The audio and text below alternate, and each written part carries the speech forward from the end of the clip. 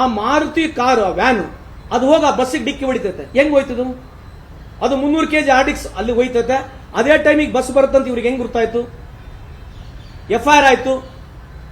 ಅದಾದ್ಮೇಲೆ ಅಟ್ಯಾಕ್ ಮಾಡಿದ್ರು. ಇವರೇ ಹೋಗಿ ಎರಡ ಹೊಡೆದು ಬಂದಂಗೆ ಆಯ್ತು. ಇಲ್ಲಿವರೆಗೆ ಯಾರು ಒಬ್ಬರನ್ನ ಹಿಡಿದಿದ್ದಾರ? ಒಬ್ಬರನ್ನ ಇಲ್ಲಿವರೆಗೆ ಹಿಡಿದಿದ್ದಾರ? ಪುಲ್ವಾಮಾ ಅಟ್ಯಾಕ್ ಆದ್ಮೇಲೆ ಎಲೆಕ್ಷನ್ ಮುಗೀತು. 2019 ಇಸ್ವಿ ಎಲೆಕ್ಷನ್ ಮುಗೀತು. ಈಗ ಮತ್ತೆ ಬಿಹಾರ್ ಎಲೆಕ್ಷನ್ ಬಂತು. ಅವೆಲ್ಲ ಟ್ರೆಂಡ್ ರೀ. ಇಫ್ ಯು ವಾಂಟ್ ಟು ಬರೀ ಮತ್ತೆ ಇನ್ಮೇಲೆ ಸುಮ್ಮನೆ ಯಾಕೆ ಬೇಕು ನಮ್ಮನ್ನು ಪ್ರಶ್ನೆ ಕೇಳೋದು ಬೇಡ.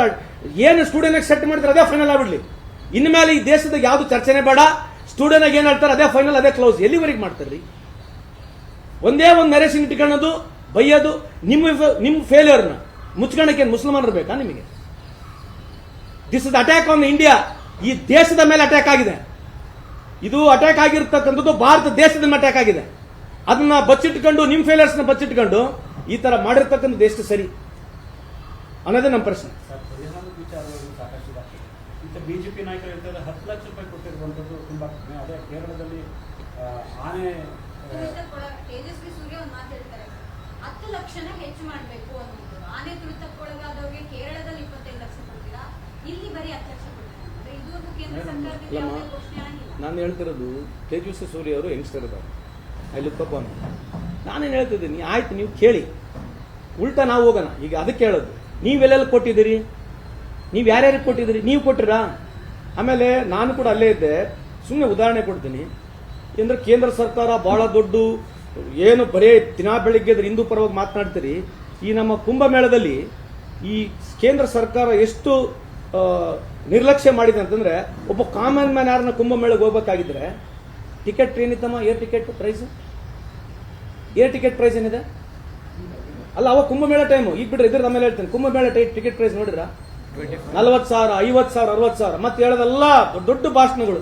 ಇವರೆಲ್ಲ ಮಾತಾಡ್ತಾರ ಅಲ್ಲಿ ಪುಣ್ಯ ಅಲ್ಲ, ಅಲ್ಲಿ ಎಲ್ಲ ಅಲ್ಲಿ ಹೋಗ್ತಿರಲ್ಲ ಟೆಂಟ್ಗಳು, ಅದೆಲ್ಲ ಇದು ಜಮ್ಮು ಕಾಶ್ಮೀರ. ಆಮೇಲೆ ಬರ್ತೇನೆ, ಟೆಂಟ್ಗಳ ಬಗ್ಗೆ ಮಾತಾಡ್ತೀನಿ. ಅಲ್ಲಿ ಒಳಗಡೆ ಹೋದ್ರೆ 50,000 ರೂಪಾಯಿ, 1 ಲಕ್ಷ, 2 ಲಕ್ಷ ರೂಪಾಯಿ ಟೆಂಟ್ಗಳು ಎಲ್ಲ VIP-ಗಳಿಗೆ.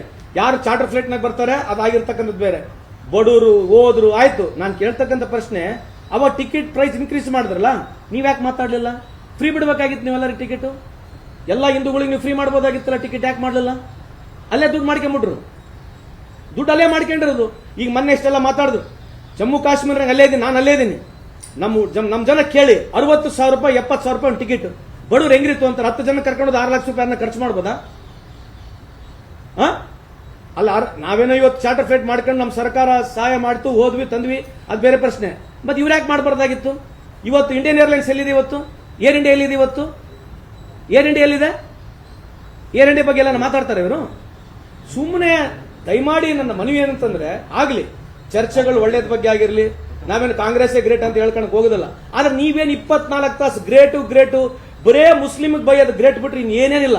24 ತಾಸು 11 ವರ್ಷ ದಿನ ಬೆಳಗ್ಗೆ ಎದ್ರೆ ಸಾಯಂಕಾಲವರೆಗೆ ಮುಸ್ಲಿಮು. ದಯಮಾಡಿ ಬಿಜೆಪಿ ಯುವ ನಾಯಕರಲ್ಲಿ ಹೊಸ ದೇಶ ಆಗಲಿ, ಹೊಸ ವಿಚಾರಗಳ ಬಗ್ಗೆ ಮಾತಾಡೋಣ. ವೈಯಕ್ತಿಕವಾಗಿ ಡಿಫರೆನ್ಸ್ಗಳು ಇರ್ಬೋದು, ರಾಜಕೀಯವಾಗಿ ಡಿಫರೆನ್ಸ್ಗಳು ಇರ್ಬೋದು. ದೇಶದ ವಿಷಯ ಬಂದಾಗ ತಪ್ಪಿದ್ರೆ ತಪ್ಪಂತ ಒಪ್ಕೊಳ್ಳೋಣ, ಒಬ್ರಿಗೊಬ್ರು ಸಪೋರ್ಟ್ ಮಾಡೋಣ. ಅದು ಬಿಟ್ಕೊಂಡು ಮುಸಲ್ಮಾನರು ದಿನ ಬೆಳಗ್ಗೆ ಇದ್ರೆ ಮುಸಲ್ಮಾನರು.